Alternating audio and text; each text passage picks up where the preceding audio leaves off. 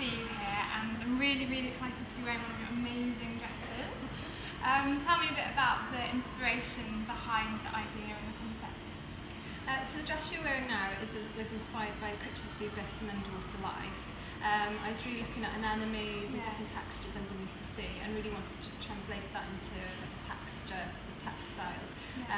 So I used a method called shibori, where I trapped objects, in this case shells, into the fabric, and this is what it came out. So it's, we used like a beautiful organza, which was and it's also kind of very like midnight as well. So it's kind of, you know, it looks really kind of almost kind of two-tone really. It's kind of got a lot of depth in it. So yeah, so that was my inspiration for this dress. So it's kind of I love looking at inspiration that people can't normally see. So for example, you know, like cells or Creatures of the Abyss, things that are not, you know, normally seen by people, if you like. Yeah, definitely. And I love these little string like enemies on your eyes. I got those from a fantastic shop in London, and they just really depicted what I wanted it to be like on the dress. So it looks very organic looking, and you know, they're all hand sewn on, and you know, because I love couture, so it's I love kind of handmade and kind of couture looking garments. So well, it's definitely very couture and incredible. I love the little beads, the little pearls there. Beautiful. So tell me a little bit about the inspiration for your collection in this range. So the new collection that I'm doing for Spring Summer 12, which I'm doing for your fashion show, which is very exciting, is all about cells. Actually, it's to do with certain architecture as well. But mainly it's to do with 3D viruses, which is kind of, again, I'm looking kind of to what people can't see, and really looking at the textures of that, and I'm fascinated by microscopic images and, you know, translating those into textiles, using, you know, obviously the same method as what I've done before with shibori. I think there's a massive scope that I can go with this with collections in the future.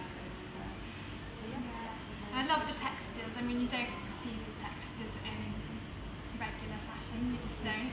So I think, yeah, it's beautiful, it's stunning, and I'm really excited that you're involved in the fashion show. Yes, I am as well. Can you tell me a bit more about the fashion show? So the vision for the fashion show is really to celebrate the uniqueness in design, but also that improves to representation of self. So we all have a style, personality, and we all are unique. So it's about how we use clothes and how we interact with design to represent ourselves, and it's also to celebrate the differences in designers. So each of the collections in the show are very, very different. All the designers have a very unique way of going about their design, and are very different from each other. So it's not going to be a boring show. There's going to be a lot of variety in terms of approach, in terms of style, in terms of visualization.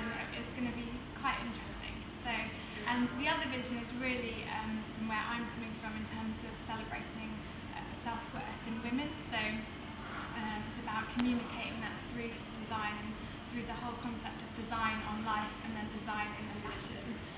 It's about bringing the idea of dressing for your everyday life and according to your destiny as well. So just kind of being aware really of that, and bringing another element to fashion, because fashion can be seen as frivolous sometimes, but actually design is really political, and fashion is always relevant. It's always in our world in some way. It defines, it's a reflection and a defining factor in terms of what happens in our histories and in our futures and in our present. So it's about bringing that to the fore and communicating that to the general public, but also to buyers and